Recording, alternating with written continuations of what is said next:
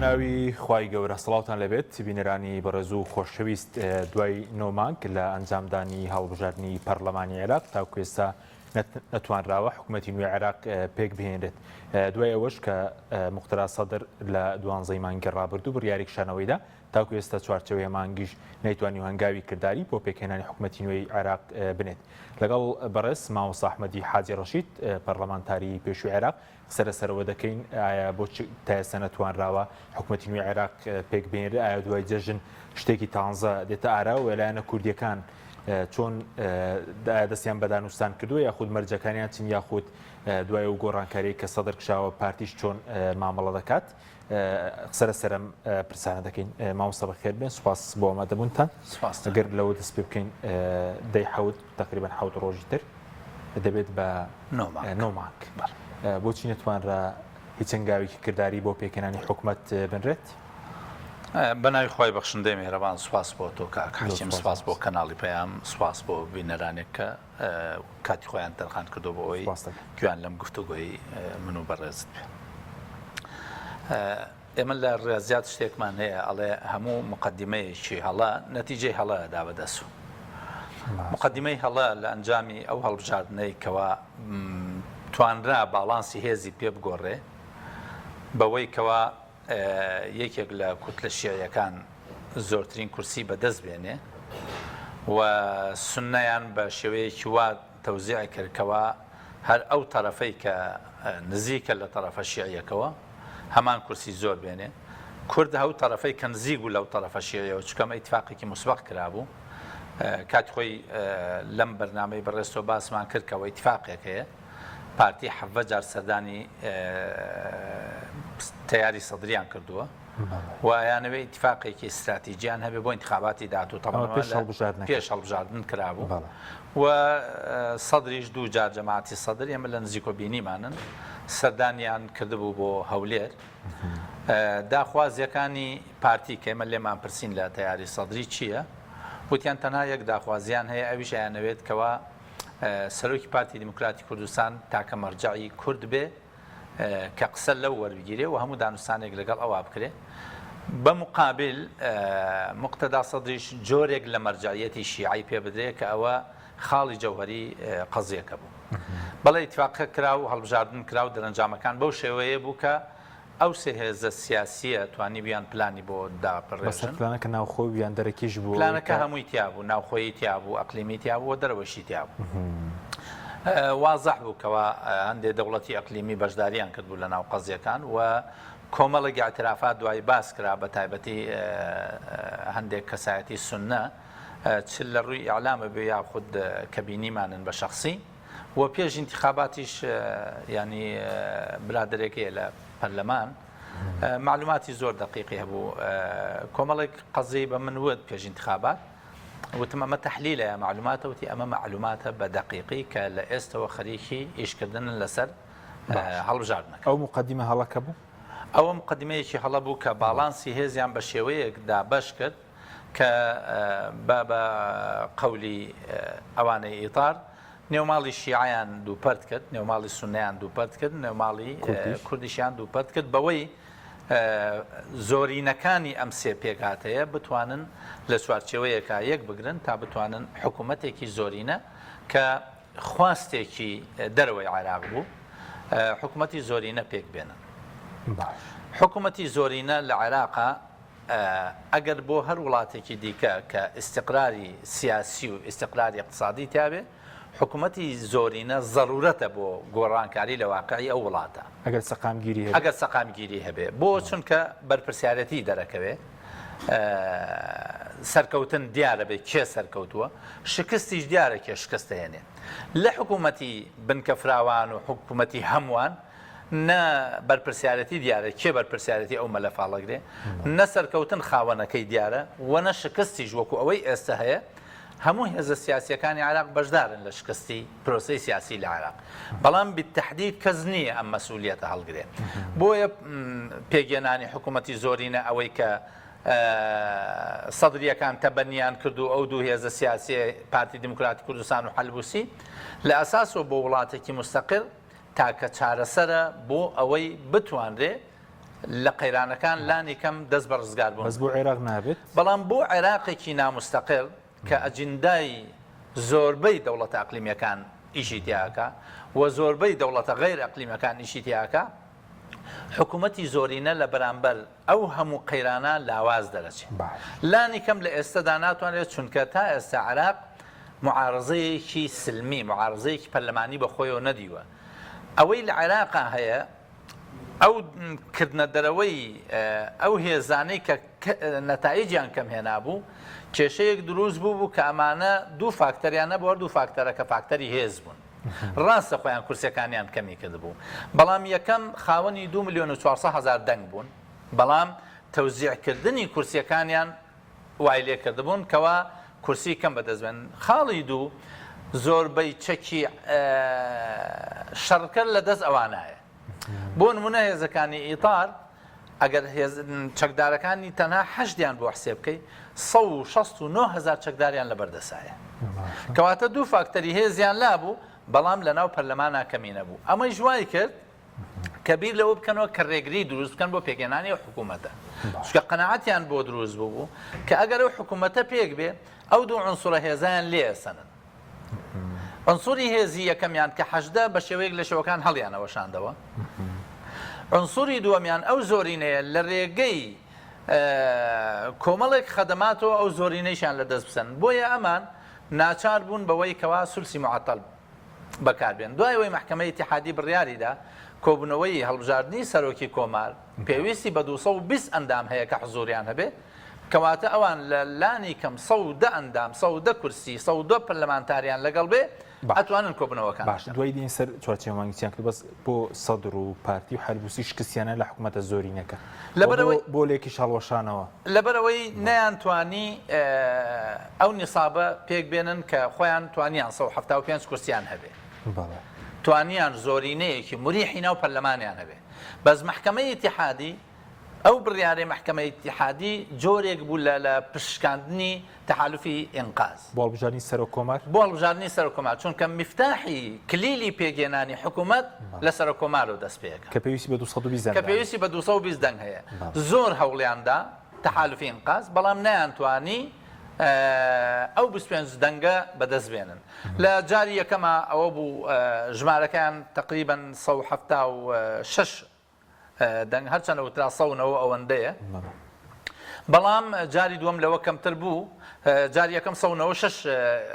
کورسی بوو کەوتیان 200 دەنگمان هێناوە جاری دووەم بوو بە 176 کەواتە لە هەردوو کۆبوونەوەکە شکستیان هەیە بۆیە جاری کەم حاولەیەوەیان بەڕێز 5 مانگ هەر لەم بەرنامەی 5 مانگ لەم ستۆری وتت ئەوە پەیمانێ سێ قۆڵیە تەمەنی کورد دەبێت بەیەکەوە ناگونجێن بۆچی وازوو لەبەرێک هەڵوەشانەوە شتێکی استراتیجی لە بینیاندا نەبوو خۆی عادەتەن ئەوانەی کەوا تەحالوفی سیاسیەکەن ئەبێ دوو مەرج هەبێ لە مانەوەی ئەو تەحالوفە یەکەم خەلفیەتی ئەو دوو هێزە سیاسیە دوو منهەجیەتی ئەو هێزە سیاسیە ئێمە هەرچەند سەیرمان نەکردوەکو ئەوەی کە ژیا بووین لەناو ئەو واقعە منهەجیەتی پارتی و حەلبوسی و سەدر ینی بە شێوەیەک لە شێوەکان پێمان سەیر بوو چۆن توانیان ئەوەندە بەردەوام بن چونکە منهەجەتی ئەوان سەدر ئیدارەی حکوومەت و سیاست بە گەزگوسەیەکە بە وەرەقەیەکی بچووک حەلبوسی خۆی بۆ خۆی عالەمێکی جیاوازە حەلبوسی زیاتر تەکتیکیە لەوەی استراتیجی بێ پارتی هەدەفەکەی لەوە بوو بێتە مەرجعیەتی کورد بۆیە سێ بەرنامجی جیاوازیان هەبوو سێ ئەهدافی جیاوازیان هەبوو بۆیە نەیانتوانی بەردەوام بن بەیەکەوە کامیان لە هەمویان زیاتر زەرمەند بوون لە واپەیمانە سێ قۆڵیە ئەگەر بە شێوەیەکی گشتی حەلبوسی لە هەمویان کەمترین زەرری کردو چکە پۆستی پەرلەمانی بەدەستێناوە مقتەدا سەدر نەک ئەوەی پۆستی سەرۆکی ئەنجومەنی وەزیرانی بەدەستنێنا هەر کوتلەکەشی سەحب پێ کردووە لە معارزەی پەرلەمانیش دەری کردووە لە عملی سیاسیش بە شێوەیەک لە شێوەکان پاشەکشەی کردووە و ئەمە بۆ پێگەێنانی حکوومەت یا هەڵبژاردنەوەی ئایندە گەورەترین زەرەر لە مقتەدا سەدرەدا لەوانەیە لە ڕووی هەڵبژاردنەوە پارتی زەرێکی ئەو تۆنەکە ئەگەر بێتە بازنەی پارێزگاکان بەڵام پارتی کێشەیەکی بۆ دروست بووە کە ئەو متمانەی کە جاران هەیبووی لەگەڵ ئەم قیاداتانەی ئیتاری تەنسیقی ئەو متمانەی جۆرێک لە جۆرەکان لە دەست داوە چونکە ئێستا ئیتاری تەنسیقی هەمیشە تێکدانی ئەو وەزع سیاسی و تێکدانی ناوماڵی شیعە لە ئەستۆی پارتیەگرن لە ئەستۆی مقتەدا سەدریشی ناگرن لە ئەستۆی حەلبوسیشی ناگرن بە تەنها و تەنها لە ئەستۆی لەبەرەوەی ئەڵێن هەوێنی ئەو هاوپەیمانیە سێقۆڵیە پارتی دیموکراتی کوردستان بووە ئەوان ئۆکەییان داوە بە حەلبوسی و بە خەمیس خەنجەر چکە خەمیس خەنجەر و حەلبوسی دوو کەسایەتی زۆر دژ بە یەک بوون مەسەن ئەبوو مازنیان لەوە پێش لەگەڵا بوو ئێستا لێیان جیابۆتەوە هەموو ئەمانە لە هەولێرا توانیان جۆرێک لە متمانە وەرگرن کە بەڵێ بە یەک وایان کرێ و ئەتوانن کێکی دەسەڵات تەوزیەکەن و ئەم دوو لایەنە چوونە پاڵ تەیاری سەدری تاوەکو تەیاری سەدری تەبەنی ئەو فکرەیە بکە بۆیە بەس پارتی لە هەمویان زیاتر زەرمەند نەبوو من قەناعەتم وایە سەدریەکان لە هەمویان زیاتر زەرمەند دەبن بۆ داهاتوو مەبەست بۆ داهات بەس ئەو بڕیاری دادگای فیدراڵی لە ئێستادا بۆ ئێستا ئەگەر پارتی نەتوانێ وەرەقەی کارتەکانی خۆی بەکاربێنێ بۆ هەڵوەشانەوەی بڕیاری دادگای فیدراڵی لەسەر مەسئلەی نەوت لە دەست چووە تازە لە دەست پارتی دەرچووە بەڵام ئایا ئەو گۆڕینی نظام داخلی محکمەی ئیتیحادی کە محکمەی ئیتیحادی بۆی هەیە ئەگەر بەرژەوەندی باڵای با بڵێن گۆڕانکاری بداهات ئەتوانێت پاشگەز بێتەوە لە قەرارێکی خۆی ئایا سیاست واریدە ئەوەی محکمەی ئیتیحادی شتی وا بکە بەتەکید لە سیاسەتا هەموو شتێک واریدە بەس قورسە یان ئاسانە مەسەلەن نەوەڵا زۆر قورسە چونکە محکمەی ئیتیحادی متمانەی نامێنێ متمانە لە دەسەدا لەو مەجاالە و مەرج نییە ئەو قەزیە تا سەریش بێ باش بەس بۆچی وتت سەدر زیانی کە سەدر مەسەلەن هەر لە بیدایەتەوە ئیتاری تەنسیقی ئیشیان لەسەر قەزیەی هەڵوەشانەوەی پەرلەمان کردووە پێگێنانی کۆمیسیۆن و انتخاباتی مبەکرە سێشتە یەکەم ئەو کۆمیسیۆنەی کە ئێستا هەیە ئەوەندەی قازیەکانی لایەنگیرن بە لای مقتەدا سەدرا لە مەرحەلەی داهاتووان هەبن کەواتە کۆمیسیۆنەکە بە شێوەیەک پێک دێتەوە ئەم جارە چونکە غیابی مقتەدا سەدر و کوتلەکەی لە ناو پەرلەمانە ئەو کارتە بەهێزە لە دەست سەدرەکانە سەنێ ئەوە بەنسبەت کۆمیسیۆن و بەنسبەت قانونی انتخابات و قانونی انتخابات کە بە یەقینەن ئەگۆڕێ ئەبێتە بازنەکان بازنەی پارێزگاکان ئەبێتە 18 بازنە لە بازنەکانە ئیتاری تەنسیقی و پێکێنەرە ئەوانەی کە ئیتاری تەنسیقیان پێگێناوە نەک متەحالیفێنە 2,400,000 دەنگیان هەبووە مقتەدا سەدر 880,000 دەنگی هەبووە کەواتە کاتێک بێتەوە بازنەکان ئەم 2,400,000 دەنگە کورسی بەدەستێنێ اعتیماد دەکات سەر کورسی ئەوانە 880,000ەکە ناتوانێت منافسەی 2,400,000 بکە هەر ڕێکسی ئەوەنەی ئەوە خاڵی سێهەم هەڵبژاردنەوەی ئەوە بەنسبەت قانونەکە بەنسبەت هەڵبژاردنەوەی داهاتوو خەڵک کەوا متمانەی داوە بە تەیاری سەدری باش 73 کورسی بۆ بەدەستێناوە ئایا هەڵوێستەیەک ناکات لەوەی کەوا ئەو دەنگی دا بە تۆ بەهێزترین کارتێک لەبەردەسا بوو هەموو بەهێزیەکەی تۆ ئەوە بوو لە پەرلەمان 73 کورسی ئینسحاب پێ بکەیت ئەو دەنگانە ئایا لە سائرون ناپرسن جارێکی کە متمانەت پێ بدەینەوە چێ زەمانەت ئێوە کات تۆ فیعلەن عەمەلەی سیاسی بەجێ نایڵی قەزەیەک هەیە لە سیاسەتە هەر کەس طبیعەتێکی جیاوازی هەیە بۆ سیاست یەکێک لەوانەی سەدریەکان مەحسوبە لەسەر سەدریەکان و بەتایبەت قیادەی سەدری کە بەڕێز مقتەدا سەدرە مەشهورە بەوەی الرجل الاتفاقات السريعة والانشقاقات السريعة يعني زور زو اتفاقك وزور زو انشقاق لقلب بركياك مثلا بالريارة العراق مشهورة مقتدا صدر بالريارة سير وسمرة وكتب الركاني مثلا لبداية انتخابات وتي بشداري ناكم دعاي بشداريك وتي حكومة الزولينا بيجين دعاي وتي فرمون ايوه بيكي بين وتي اوا حكومة بيجين دعاي وتي اوا معارضه كان معارضه بچی اكري يعني وتي اوه ما چونو مال خو من معارضه اكري دوای معارضه ک زوري نه قيمتي تايق ما پیش ما انك بالريالي ديسان سحبي كتله كيدا ئەم بڕیارە سەریعانە وا ئەکا سائرون لانی کەم ئەو دەنگانەی پێشوو متمانیان لەق بوو بێ بە بڕیاری سیاسی ئەم هێزە. بەس تا ئێستا ژڕوونەوە 20 ڕۆژە کشاوەتەوە 21 ڕۆژ ئاوا کشاوەتەوە تا ئێستا ڕوونە بۆچی پاشە کشەیەکت کەس نێنی ئەوەی دەستکەوت لە خودی سەدر یعنی زۆر ئاسانە بەڵام تاقیت کراوە قەزیەکان. مقتەدا سەدر گەیشتە ئەو قەناعەتەی کە ئیطاری تەنسیقی و هاوپەیمانەکانی مستەحیلە بێڵن حکوومەت پێک بێنێ هەتا کەی چاوەڕێ بکەن. وعدێکیان دابوو بە جەماوەر کە ئەوە حکوومەتی زۆری نەپێگەێنین نەیانتوانی بۆیە ئەمە وەکو مەرحەلەیەکی تەکتیکی بەلاوازی بڕۆن بەهێز بێنەوە چونکە ئەوان قەناعەتیان وایە لە مانگی حەوتە هەچ کەس حکوومەت پێک بێنێ ئەم ساڵ هەچ کەس حکوومەت پێک بێنێ ئەو حکوومەتە تەمەنی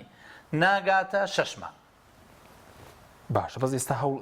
دوای سەرسەرەوەی بەس ئێستا هەوڵ دەستی پێکرەوە پێکەنە حکوومەتەکە ئەی چوارچێوەی هەماهەنگی بۆ تا ئێستا نەیتوانیوە هەنگاوی کردداری بنێ دوایەوەی کە سەدر کشاوەتەوە. ئەگەر سەیری وێنە فراوانەکە بکەین هەرچەنە وێنەکە 5 کەسایەتی ئیطاری تایە عەبادی تیان نییە باشە سەیری ئەو وێنەیە بکەین کە 6 کەسن تقریبا 3 ئیتیجاهن لەناو چوارچێوەی هەماهەنگیە. باشە مەسەن عەمار حەکیم بەشداری حکوومەت ناکات ڕاستە 2 کەسیان نەبوو ئێستا بۆ بە 12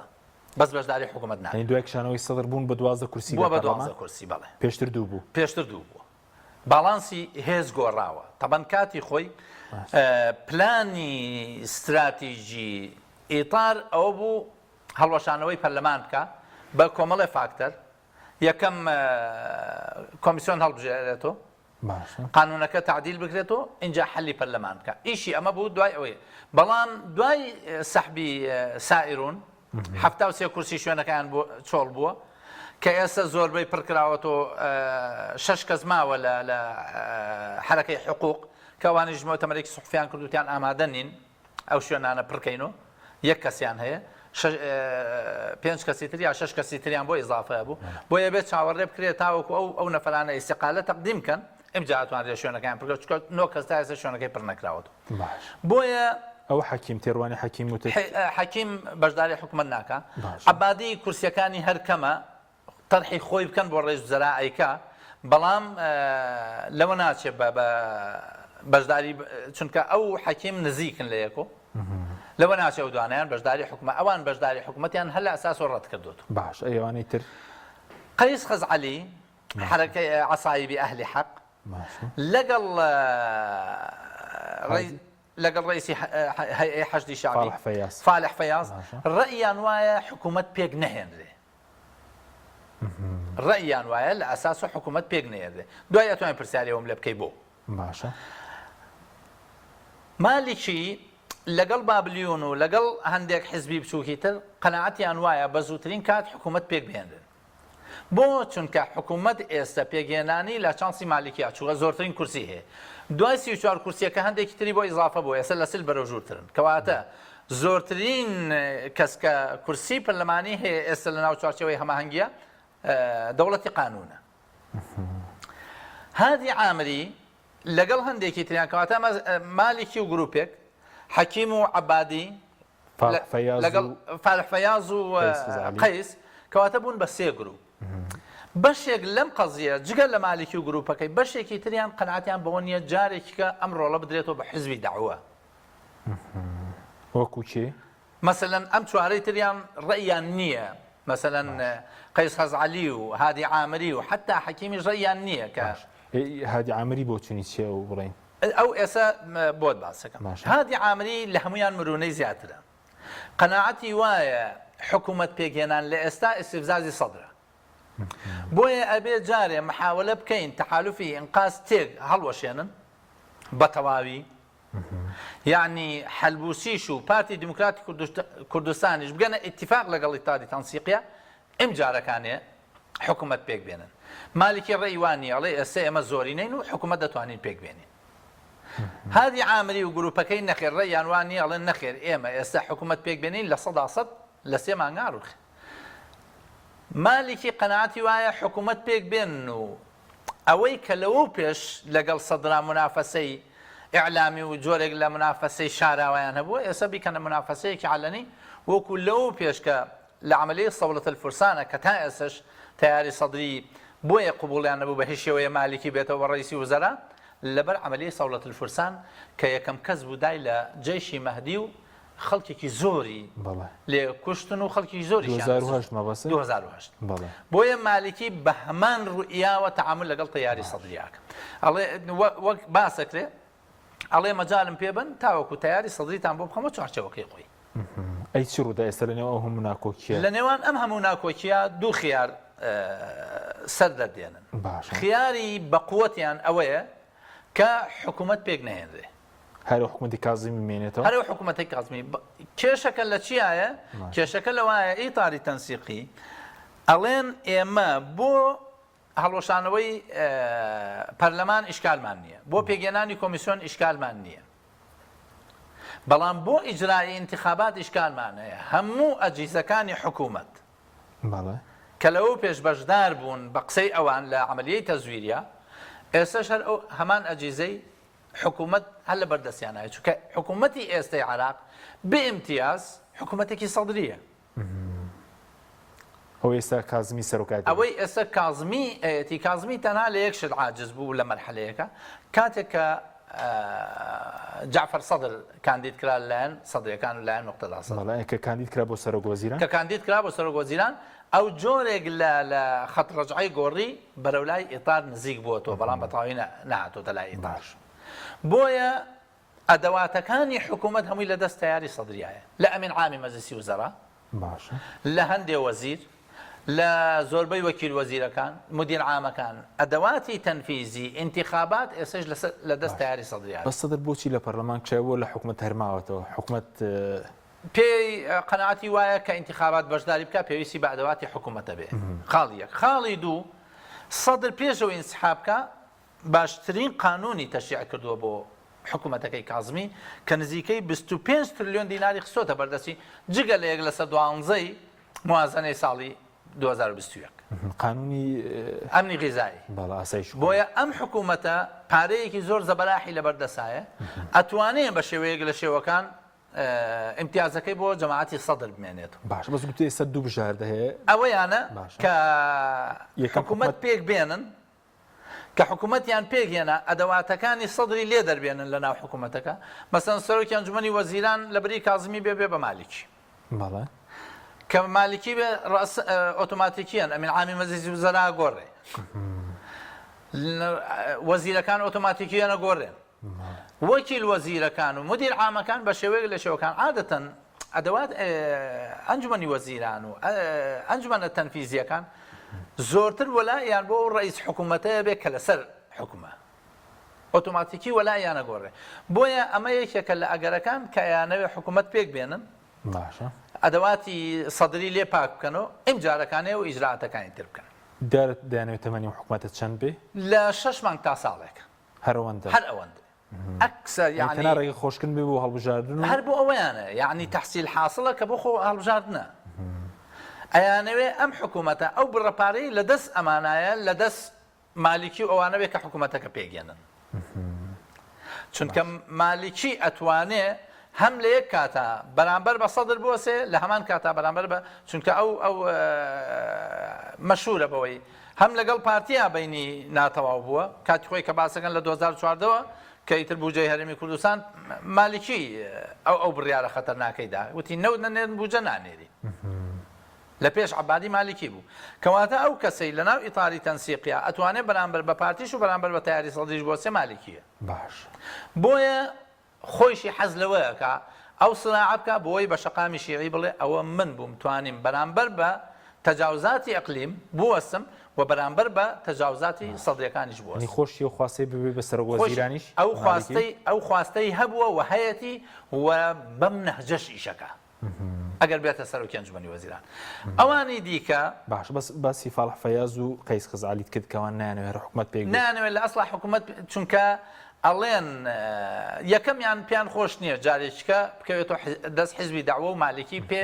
زیاتر ئەو منافەسەی سیاسیە هەر لە ناو چوارچێوەی چوارچێوەی هەماهەنگیە خاڵی دوو ئەیانەوێ ئەگەر حکوومەت پێگەنرا امتیازە بۆ مالیکی نەبێت چکە مالیکی لە ئێستادا لە 40 کورسی زیاتری هەیە بێتە حکوومەت سەرۆکی ئەنجومەنی وەزیران بێ ئەو کورسیانە زیادەکە بە تاکید. بەس ئێستا وتت بژارە بەهێزەکەوەی کە حکوومەت بمێنێتەوە یان حکوومەت بمێنێتەوە حکوومەتەی کازمی بمێنێتەوە و هەڵبژاردننی پێشوەخت دووبارە بێتەوە بەڵام لە ماوەی چەند 6 مانگ تا ساڵێک. بژاردەی دووەم کە با بڵین لەو لاوااسترا ئەگینا هەر ئەو دوو بژاردەمان هەیە حکوومەت پێک بێنرێ بە سەرۆکایەتی مالیکی و دیسان لە 6 مانگ بۆ ساڵێک انتخاباتی مبەکرە دەست پێ بکات. بەس تازە گەڕانەوەی سەدر بەبێەوەی کێکشاوەتەوە بۆ حکوومەت تاو کۆتایی پێات یان بەشداری پێ بکەن یەکێک لەوانەی باسی هەڕەشی شەقام و ئەوانە یەکێک لەوانەی کە تا ئێستا ئەمەلی هەیە مقتەدا سەدر بگەڕنەوە بۆ ناو پرۆسە سیاسیەکە هادی عامریە. هادی عامری تا ئێستا داوای تەرەویفی کردووە و تا ئێستا هەردوو شەریکەکەی مقتەدا سەدر بە تەواوی نەهاتوونەتە ئەم بەرەوە. حەلبوسیە خەریکی ئیشی خۆیەتی داوای زەماناتی کردووە پارتیشە تا ئێستا مەرجی هەیە. دوای سەمەزەکانی پارتیش قسە دەکەین بەس حەلبوسی چی دەوێت ینی بۆ زەمانەتی مانەوەی بۆ بەری چوارچێوەی هەمانگی داوای زەمانەتی مانەوەی خۆی وەکو سەرۆکی پەرلەمان تا ئێستا پێیان نەدا و زەمانەتە تا ئێستا لە بینیانە قسە هەیە لە بینیانە قسە هەیە ئەگەر کازمی بمێنێتەوە دکتۆر بەرەم بێ بە سەرۆک کۆمار حەلبوسیش ئۆتۆماتیکی بێنێتەوە بەڵام چوارچێوەی هەماهەنگی بە تایبەتی بەشەکەی مالیکی لەگەڵەوان نین نە کازمی نە حەلبوسی بمێنێتەوە لەگەڵەوە دانین بەڵام بۆ بەنسبەت سەرۆک کۆمارەوە بۆ دکتۆر بەرەم لەبەرەوەی تەحالوفی یەکێتی لەگەڵ لە هەمان حلفایە ئیشکالێکی ئەو تۆیان نیە هەرچەنە نیگەرانیان هەیە و داوایان کردووە یەکێتی پێداچوونەوە بەو قەزیا بکە و داوایان کردووە کە پارتی یەکێتی بگەنە یەک کەس بەڵام لە حاڵەتێکا کە نەگەنە ئیتیفاق ئەوان بڕێ دەنگ بە کاندیدەکەی دوای ناوبڕەکە سەر پارتیشتی قسە دەکەین بەس بۆ ئەم حکوومەتە ئەگەر پێک بهێنرێ ئەکو ئەگەرێ وتە تەمەنی زۆر کورت دەبێت تەمەنی ئەگەری خۆپیشاندانیش هەیە یەکێک لە ئەگەرە زۆر بەهێزەکان ئەوەیە مقتەدا سەدر چاوەڕێی پێگەنانی حکوومەتەکە پێش چاوەڕێی پێگەنانی حکوومەت چاوەڕێی پێگەنانی هەڵبژاردننی سەرۆک کۆمارەکە چونکە ئەو تویتەی مقتەدا سەدر کە مقتەدا سەدر گەورەترین ڕاوێژکارەکانی لە ئەنجومەنی سەرۆکایەتیان کازانێ ئیجراعاتی قانونی کاڕاتە سەرۆکایەتی کۆمار هەر بەو هینا ئەڕوا بەو ئیجراعاتە ئەڕوا سەرۆک کۆمار لێ ئەنووسێ بۆ کاری پێویست زۆربەی قانونەکان ئاوایە کەم مسادقە لەسەر قوانینەکە کەوتی یاسای بەتاوان ناسانی یاسای ئەو ئەڵێ مسادقەی سەرۆک کۆمار هیچ کێشەیەکی نییە لەگەڵ یاساکە بەڵام مسادقەی نەکردووە بەڵام لە ئیجراعاتەکەی شکلی قانونی خۆی وەرگرتووە مقتەدا سەدر ئەمە ئەزانێ چونکە گەورەترین ڕاوێژکارەکانی مقتەدا سەدر لە سەرۆکایەتی کۆمار ئەم قەزیەی وەکو بەهانەیان کردووە ئەو کەوتی یاساکەی ئیمزانەکە یاساکەی ئیمزانە کردووە هینە تەطبیعیە سەرۆکەکە وەلەو پێش پەشیمانم وەلەمە دواش لە کاندیدکردنی پەشیمانم چونکە یەکێک لەوانەی کە سوور بوو لەسەرەوەی دکتۆر بەرهەم سەرۆک کۆمارەتی وەرگێتەوە مقتەدا سەدر بوو بەڵێنیشیان پێدا ئەی بۆچیوە هەڵگەڕایەوە ئێستا مقتەدا سەدر بۆ زەریعەیە گەڕێت چۆن خۆپیشاندانی جەماوەری بکە جا حکوومەتەکە پێک داهاتوە یەکەم شت لە سەرۆک کۆمارەوە ئەو تویتەی مقتەدا سەدر بۆ زەریعەیە کە سەرۆک کۆمار پێک بێنن تەبەنەمان هەندێک لە ئیتاری تەنسیقی بۆ ئێستا مەماتەڵەیەکەن لەسەر ئەوەی کە هەندێک تەفاوزیان هەیە لەگەڵ یەکێتیە ئەیانەوێ ئەو زەریعەیە نەدەنە دەست سایرون و سەدرەکە بۆیە باشترین حەل بۆ پاراستنی ئەم قەزیەیە حکوومەت پێک نەهێنرێ باش ئەگینا خۆپیشاندانی سەری بە تایبەتی لە منطقەی وەسەط و جنوبە خۆپیشاندانی سادەژ نابێت چونکە معارەزەی بناو پەرلەمانی ئەهوەنترە تا معارەزەی شەقام بە تایبەتی ئەو شەقامە چەکدار بێت مانگی حەوتیش هەر گەرمە مانگی حەوت کارەبا نابێ ئاو نابێ هیچ خەدەماتێک نابێ باشترین فرسەتە بۆ ئەو قەزیە بۆ دوێنێ تویتێک بڵاو کرابوویەوە بە ناوی یەکێک لە قیادەی سەدری کە لە تەواوی ئامادە باشیابن و هەموویشیان شعارەکەیان دەست پێ کردووە نحن جاهزون ئێمە ئامادەین یەکێک لەو هێزانەی زۆر ئاسان ئەتوانێت شەقام کۆکاتۆ شەقامیش کۆنتترۆلکە سەدرە. سپاس دەکەم ناوبڕێکمان هەیە دەگەڕێن وڵاتە بەڵە بینەرانی بەڕێز ناوبڕێک و دەگەڕێن وڵاتە. تۆپ ئارت تاکە بریکاری تۆڕی میدیایی کۆمەڵ بۆ بەرهەمهێنان و بڵاوکردنەوەی ڕێکلام. لەگەڵ پاکێجەکانی بۆ هەمومان لە کۆڕک هەموو پێداویستیەکانت لە یەک پاکێجدا بەردەستن کاتژمێری زیاتر و گەگەبایتی زۆرتر. پاکێجەکانی بۆ هەمومان لە کۆڕک هەفتانە و مانگانان و پڕن لە گەگەبایتی ئینتەرنێت و کاتژمێری پەیوەندیکردن بۆ سەرجەم تۆڕەکان. پاکێجەکان بۆ هەموو هێلەکانی پریپەید بەردەستن. بۆ بەشداربوون پەیوەندی بکە بە ئەستێرە 238 پەنجەرە.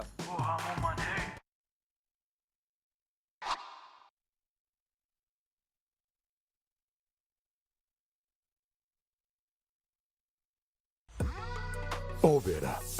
بەهێزترین موبەریدەی پلاستیک دیزاینێکی نێوتوانایەکی بێوێنە لە پەڵنانی هەوا فلتەرێکی ئەستۆری ئۆرجینەڵ کەمترین دەنگی هەیە و دەگرمانە ماتۆری ماگنێتی تۆربۆیە و 100 پلەی خێرایی هەیە و بە 2 ئەمپێر کارە بەکار دەکات دەبڵ واتەر پەمپە بۆری و پلاستیکەکەی ڕیسایکلین نییە و بەرگەی پەستانی زۆر و ساردی و گەرمی دەگرێت شاشە و کۆنتترۆلی هەیە و دەتوانرێت لە ڕێگەی وایفایەوە کاری پێ بکرێت. ئۆبێرە شایەنی ماڵی تۆیە.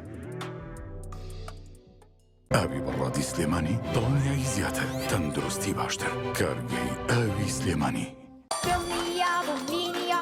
ئەو جبسەی وێنەی نییە کەرتامێکی بێخۆشە بۆ من بۆ ئەو بۆ تۆشە ئادەی پێ بڵێن چییە؟ جبسی نینی تامێکی لە یاد نەکراوە. ئاوی بەڕادی سلێمانی دڵنیایی زیاتر تەندروستی باشتر کارگەی ئاوی سلێمانی.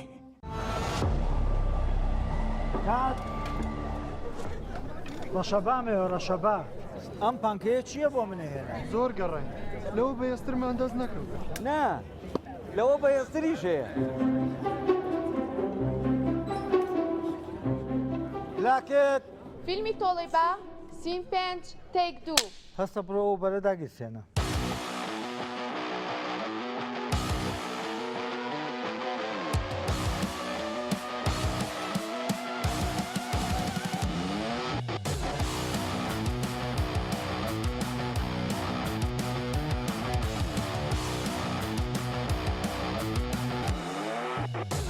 کات ئەوە بەرە کوژەنەرەوە نەفرە بنێر ئەوە کتەرە بێنێتەوە. ئوبەر لە هێزدا تۆڕنادۆیە لە ساردیا بەستەڵێکی باکوور ئەپلیکیشنی بۆ دابەزێنە بە ئاسانی دایگرسێنە. تۆپ ئارت تاکە بریکاری تۆڕی میدیایی کۆمەڵ بۆ بەرهەمهێنان و بڵاوکردنەوەی ڕێکلام.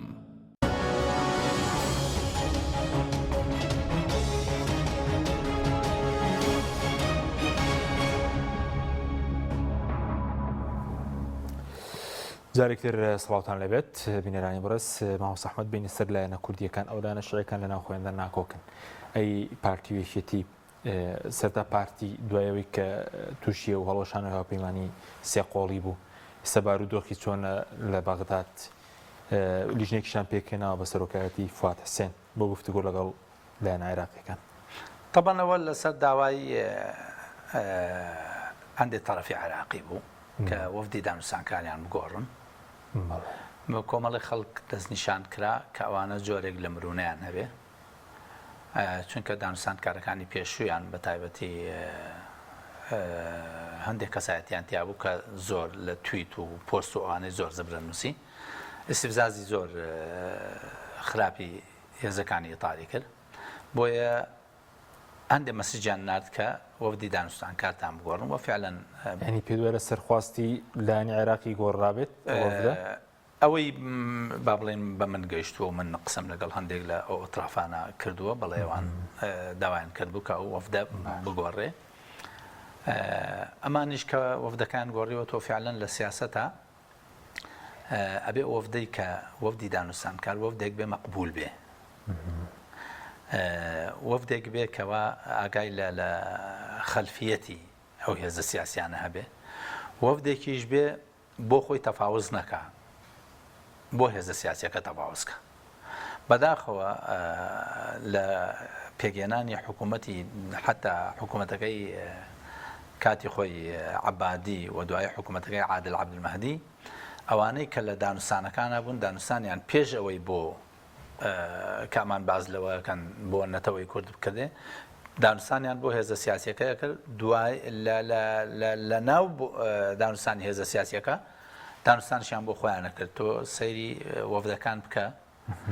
بزانە کێ بۆ بە وەزیر هەر ئەندامانی وەفدەکان چ لە هەرێمی کوردستان وە چ لە ئاسایی نیە کە ئەندامی وەفدە ببێەوە زیر و مەفروض وایە ئاسایی نەبێ مەفروض وایە ئاسایی نەبێت چونکە لەوانەیە ئەو کەسە جۆرێک لە سازشی کردبێ و معلوماتیش هەیە زۆرجار تەرغیبی ئەو شخصە کراوە بۆی دانوستانەکە بەرێتە پێشۆ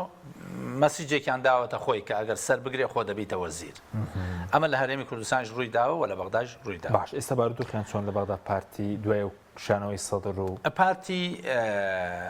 ینی لە یەکێک لەم بەرنامانەی بەڕێستا باسمان کرد پارتی کەوتۆتە وەرزای کۆلای حسەدوە لێ کەس بەخیلی پێ نابە چکە پارتی چوو بۆ ناو نەفەقێک نە بۆ پێشەوە ڕۆیشت بۆ دوایشەوە ئەگەڕایەوە پارتی ئێستا پێشۆی هەر لێ داخرا بە تەواوی چکە ئەوە مقتەدا سەدە سەحبی کرد لە عەمەلی سیاسی پارتی لە باشترین حاڵەتە ئێستا ئەوەیە بتوانێت لە ناو حکوومەتەکەی کە ئیتار پێکێن لەگەر حکوومەت پێکێنرا بەشداری بکە ئەگینا پارتی ئەتوانن ئیتار ئێستا 175 کورسیانەیە ئەتوانن حکوومەت پێک بێن و بە هیچ شێوەیە پارتی تیا بەشداری نەکەن لە کووردا مەسەن یەکێتی نیشتیمانی هەیە و هێزێکە و هێزێکی کوردیە ئەتوانن بڵێن حکوومەتەکەمان پێگاتۆ لە کورد و سونە و شیعە یەکێتی لە کووردا بەشداری پێ بکەن لە سونە جەماعەتی موسەنە سامڕایی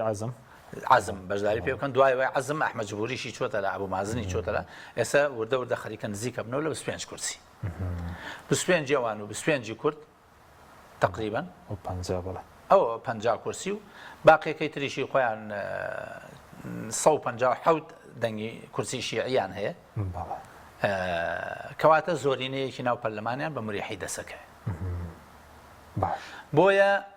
ئەتوانن حکوومەت پێک بێن بەبێ پارتی بەڵام ئایا پارتی هەر ئەوەندە ئیشان پێێتی کە لە ناو حکوومەتی عراقیا بێ یا کۆمەڵە مەلەفاتی تر هەیە کە ئەقلیمیە واقعەکە تەنها ئەم پێگەێنانی حکوومەت پەیوەندی تەنها بەناو خۆی عراقەوە نییە پەیوەندی بە دانوستانەکانی ئێران و هەیە لەگەڵ ئەمریکا ئیتفاقی ڤێنە پەیوەندی بە ئەو تەحالوفە نێودەوڵەتیەوە هەیە کە تەحالوفی ڕووسی سینی ئێرانی هەندێک منطقەی تر ئەوی دیکە ئەمریکی تورکی ئیماراتی هەندێکی پەیوەندی بەمەوە هەیە بۆیە ئەستا پارتی ناتوانێت مەرجەکانی خۆی بسەپێنی خۆ دیارە مەرجەکانی پارتی قورسن ڕاستیەکەی مەرجەکان تعجیزین ڕاستی پارتی حەز ناکات لەوەی ئەو بەشێک بێ لەو حکوومەتەی کە پێک دێ چکە بەشێک بێ لەو حکوومەتە کە پێک دێ لەوانەیە پارتیش تووشی ئەو قەزەیە بێ کە متمانە لە دەست بە لەلایەنم هێزانە ئەگەر لەو حکوومەتا بەشداری نەکات لانێکم متمانەی لای مقتەدا سەدر و گروپەکەی هەر ئەمێنێ بەڵام کە بەشداری بکە کەواتە بۆ مەنسەب ڕەفیق بەجێ دێڵێ بۆیە قەناعەتم وایە چ سیادە و چ پارتی حەز ناکەن حکوومەت پێک بهێنرێ ئەهوەنە شەڕین حەزەکەن تووشی حراجی نەبن ینی قەزەی سیاسیە تۆ ناتەوێ هەموو دەرگاکانە لێ بەسرێ چکە تۆ تەنیا جیهەتێکە بێت تەفاوزی لەگەڵا بکەی قورسە لەوەی دوو جیهەت بێ مناوەرەیان لەگەڵا ئەی وەکو مەرجەکانی دیارە چیە پارتی مەرجەکانی کاتی خۆی تەسریحی دراوە کە ئەوان ئەزانن تەجروبەیان لەگەڵ مالیکیات تەجروبەیەکی تاڵە بۆیە مالیکی لە لای شیعەکان مەشهورە بەوەی ئەگەر مالیکی ببێتەوە پشتگیری بکرێ مالیکیە تەنها ئەتوانێت بەرامبەر بە پارتی بۆسێەوە بەرامبەر بە سەدر ئەوانیش نایانێ ئەم تەجروبە دووبارەکەن باش بەزەوی باز دەکرێت ئێستا مەرجانەوە بێ بۆ پێکەنانی حکوومەت بڕیاری دادگای فیدراڵی یەکێک لە مەرجەکانەوەیە مەرجێکیان ئەوەی مالیکیە مەرجێکیان دکتۆر بەرهەمە ینی بڕیاری دادگای فیدراڵی هەڵبۆشێتەوە مالک نێبێتەوە سەرۆک وەزیران دکتۆر بەرهەم نەبێتەوە سەرۆک کۆمار بەڵێ باشە بەزەوەی دکتۆر بەرهەم لەسەر چییە یا هەر قەزەیەکی شخصیان هەیە لەگەڵ دکتۆر بەرهەمە هەر لە دەورەی پێشووە ئەو قەزەیە هەیە کە لە دەورەی پێشووە کە دکتۆر بەرهەم بوو بەسەر و کۆمار و دکتۆر فواد حوسێن پۆستەکەی دۆڕان ئیتر پارتی ماوەیەکیش استقبالی هەر بڕیاریاندا کەەوە بە هیچ شێوەیە استقبالی سەر و کۆمار مەرجەکانی جێبەجێ دەکرێت بە بۆ چوونی بەڕێز مەرجەکان لەو پێگەی یەک لە یەک قورسترن یەک لە یەک قورسترن مەرجی هەڵوەشانەوەی محکەمەی ئیتیحادی زۆر قورسە چکە محکەمەی ئیتیحادی خاتە بەردەم پرسیارێکی زۆر خەتەرناک بۆیە ئەمەیان هەڵوەشێتەوە ئایا ئەوان بڕیاری نەوت مەبەست بڕیاری نەوتەکە ئایا ئەوانی تریش هەڵەوەشێنێتەوە لە کاتێکە هەندێک خواستی نێودەوڵەتی لەگەڵ ئەوایە کە نەوت لە دەست هەرێم وەرگیرێتەوە خواستی نێودەوڵەتی خواستی نێودەوڵەتی لەگەڵ ئەوایە کە نەوت لە دەست هەرێم وەرگیرێتەوە بەتایبەتی لە دەست پارتی دموکراتی کوردستان دەتوانی ئاماژەی پێ بکەی قسە هەیە بەڵام بە کاتی خۆی بێت کاتی خۆی بێت کاتی خۆی بێت باش ئەن لە دەروی وڵاتانی ئیقلیمی لە دەرەوەی وڵاتانی ئیقلیمی باش بەزووتر مەرجەکانی قورسەوە یەکەم ئەوەی محکەمەی مەسئلەی مالکی ئیطاری تەنسیقی کە ئەم بیکا بە مەرج ئەگەر ئەمە بکەوێتە با بڵێن بێتە شتی ڕسمی تا ئێستا ڕسمی نییە بەس قسەیە بێتە شتی ڕسمی کەواتە ئەو وەختە ینی زۆر وازەح چۆن مالکی ئیعلانی هینی خۆی کرد بۆ سەدرەکان ئەوە ئیعلانی ڕکابەرێتێکی سەرسەختەکە بۆ پارتی ئەوەش لە بەرژەوەندی پارتینی مەسەلەی دکتۆر بەرهەم پەیوەندی بە ئەوەندەی بە شخصی دکتۆر بەرهەمەوە ئەوەندە پەیوەندی بە هێزەکەەوە هەیە کەم ڕەشەحی کردووە ئیطاری تەنسیقی ئامادە نین یەکێتی بەشێک بووە لەوەی بەشێکی ئەساسیش بووە لەوەی کە سورسی معتەلی پێگەێناوە ئەگەر ئەوەن مرەشەحەکەی یەکێتی واز لێبێنن کەواتە ئیطاری تەنسیقی جێگەی متمانە نییە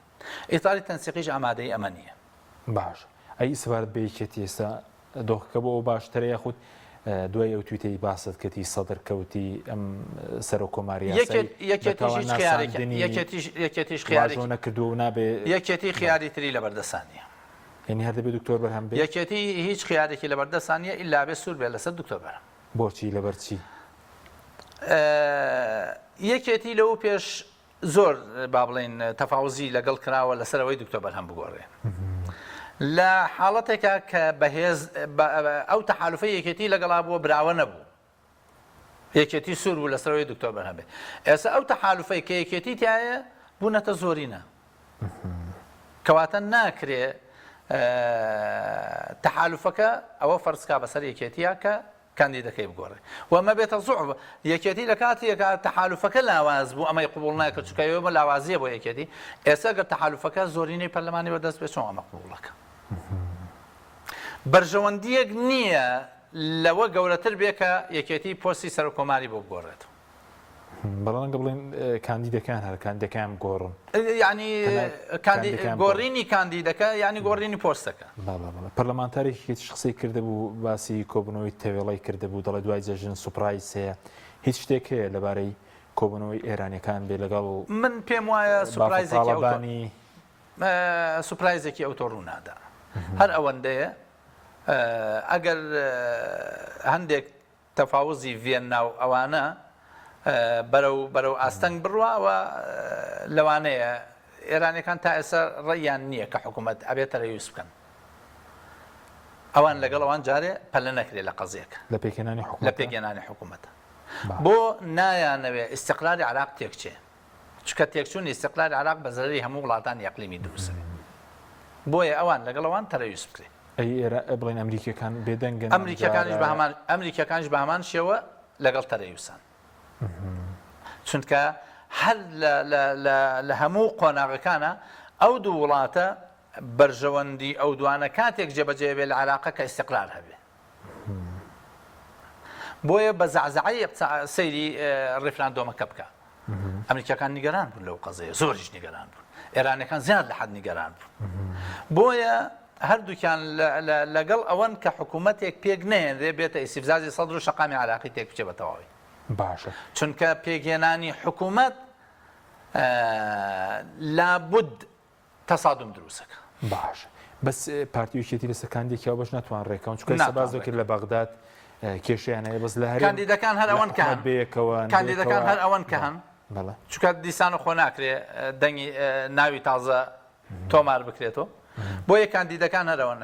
هەر سازشێکی یەکێتی لە گۆڕینی کاندیدەکە بە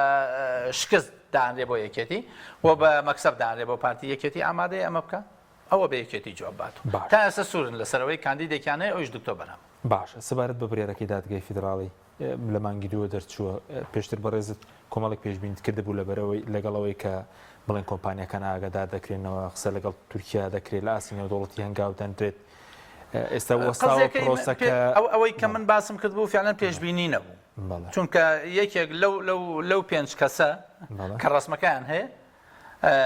زۆر بە واضح باسی کرد لە لقائەکە وتی خوتواتی عێراق ئاوا بێ یەکەم جار داواکەین لە هەرێمی کوردستان بێتە پێشەوە بۆ جێبەجێکردنی قەرارەکە دوایی پەنا بینە بەر کۆمپانیاکان سێهەم تەفاوز لەگەڵ کۆمپانیاکان ناکەین بە شێوەی ڕێکەوتن سێهەم فشار دروستەکەین چوارەم خیارات مەفتوح بژاردەکان کراون بژاردەکان کراون هەموو شتێک هەڵەگری چونکە ئەو بیرانەی کە هەرێم قورسایی خۆی خستووە سەریان نزاع هەیە لەوەی ئایا حقولی حالین یا حقولی مستقبلین یعنی لەو پێژەم حەقلانە هەبووە یا خود نەخێر هەرێم خۆی گەڕاوە دۆزیوێتەوە بە شێوەیەک فەقەرەی مادەی 112 فەقەرەی 2 شمولیەکە نەک مادەی 112 فەقەرەی 1 باش چونکە هەردوو فەقەرەکە کەلیمەی مع ومعني تایە ئەبێ هەردووکی بە مشارەکە بەڵام حقولی حالی ئەوەیە کە وەزارەتی نەوتی اتحادیە بە سەرپەرشتی باش بەس پێ دوای چی ڕوودا ئێستا لەو ماوەی پێشوش موشک بارانکردنی کۆرمۆر هەبوو موشک بارانکردن هەمووی مەسیجە هەمووی مەسیجە کۆرمۆر وتیان لە ناوخۆی هەرێمە بەپێی راپۆرتی لێکۆڵینەوەی سوپای عێراق و پێشمەرگەبێ لە قوڵایی هەرێمەوە کرابێ هەموو ئەگەرێک واری دەکا حاکیم ئەم دوو هێزە تەجروبەی زۆر باشیان هەیە لەگەڵ یەکترا یعنی زۆر چاک لە مەسیجی یەک تێگەن ئەم دوو هێزە سیاسیە پارتی و یەکێتی زۆر باش من جارێکی کەی ژوتومە هەرچی پارتی ئێڵێ لەسەر یەکێتی و هەرچی یەکێتی ئێڵێ لەسەر پارتی هەمووی ڕاست یا با بڵێن زۆرینەی ڕاست بە هەردووکیان و هەرچیان وت بەرامبەر بە خەڵک زۆرینەی ناڕاست ئەمە بە ئەزمون ئەمە بووەتە با بڵێن شتێکی بەڵگەنەویست ئەم دوو هێزە سیاسیە زۆر ئەزمونیان لەگەڵ یەکە هەیە لەبەرەوەی هەموو شتێک واری دەلایەن زۆر چاک وەرەقەی سپی یەکە خوێنەوە کە پارتی خوتوەیەکەکە یەکێتی کە ڕەدێدات و ئەزانێت چیەکە و یەکێتی شتێکە کە پارتی باسیەکە ئەزانێ یەکێتی یەکەم ئەو دوو هێزە توانیوانە خەرقی یەک بکەن معلومات زۆر هین نییە زۆر حەجب نییە معلوماتەکان بەردەستن توانیوانە یەک خەرق بکەن بۆیە زۆر کەمەتوانن شتی یەکتر بشارنەوە و لوعبەی سیاسیش زۆر لەوەی ئێمە تەسەوریەکەین وەکو ئیسلامی زۆر لەوە خراپترە زۆر لەوە شتی ناشرینتر تیا کراوەوە تیا ئەکرێ و ئێمە تەنها ڕۆزاهیریەکەی بینین زۆر بە کولێک شتێکت ما بێ چی ڕوودەدا لە قوتای زۆر بە کوتی کاتم نەماوە وەزی عێراق بە قۆناغێکی زۆر سەخت و دژوارە ئاڕوە یعنی زۆر ئەگەری زۆر هەیە کە پێکدادانی ناوخۆی دروست بێ چەکداری یان خۆپیشاندان چەکداری لە خۆپیشاندانەوە پێکدادانی چەکداری دروست بێ سوپاس دەکەم زۆر سوپاس بۆ مامۆستا حاجی ڕەشید سوپاس بۆ ئەوی بینێرانی بەڕێز سوپاس بۆ هاوکارانم خواتان لەگەڵ